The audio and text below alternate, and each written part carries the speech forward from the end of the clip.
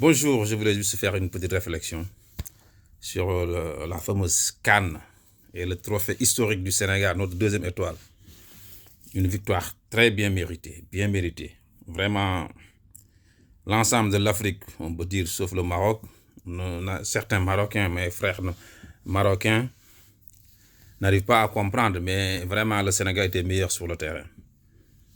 Sur le terrain, encore une fois. Donc, si on a gagné, vraiment, on n'a pas à rougir, on le mérite. Parce que depuis, ce match n'arrête pas de faire du bruit. Comme on dit, on a vu les sanctions contre le Sénégal et le Maroc aussi. Et j'ai vu surtout cette réaction, c'est surtout pour ce dirigeant de la CAF qui dit que les serviettes, c'est pas obligatoire, et patati patata. Mais c'est plus simple juste de dénoncer le manque de fair play. Imaginez juste Roland Garros, un joueur de tennis de Roland Garros, 10 personnes sur lui pour l'empêcher d'utiliser sa serviette de sport. C'est ça le débat. Mais le gardien, s'il a besoin d'une serviette, la serviette, si on laisse sur place, je ne vois pas. Maintenant, s'il y a des gens, parce que c'est l'Afrique noire, parce que c'est l'Afrique, derrière, on pense à des préjugés, des sorcelleries ou je ne sais pas quel maraboutage, à tel point que la serviette devient vraiment un arme, une arme une crime. C'est incroyable. En tant que dirigeant, au lieu juste de condamner ces gens qui acharnent sur cette serviette, vous dites comme quoi que la serviette, patati patata. Mais si on laisse la serviette là où elle est, la serviette ne posera pas de problème. C'est ça le débat. Il n'y a pas à dire d'autres réponses. Voilà, donc c'est triste d'en arriver là, mais je pense que aussi les supporters sénégalais, la 16 qu'on balance sur un supporter sénégalais, les Sénégalais en hauteur, là où ils étaient dans le gradin, il n'y avait pas de 16. Il y a des vidéos où on montre un policier frapper, c'est pas de l'IA, c'est de frapper carrément le Sénégalais qui avait la lettre A. Tout le monde l'a vu.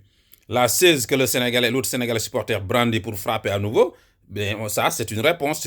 Pour moi, c'est juste de la légitime défense qu'ont fait les Sénégalais. Maintenant, de là à vouloir les traiter tout le Sénégal de sauvage, de ces réflexions primitives, dès qu'il y a un problème, certains nous ramènent à l'état sauvage, comme d'habitude, c'est déplorable.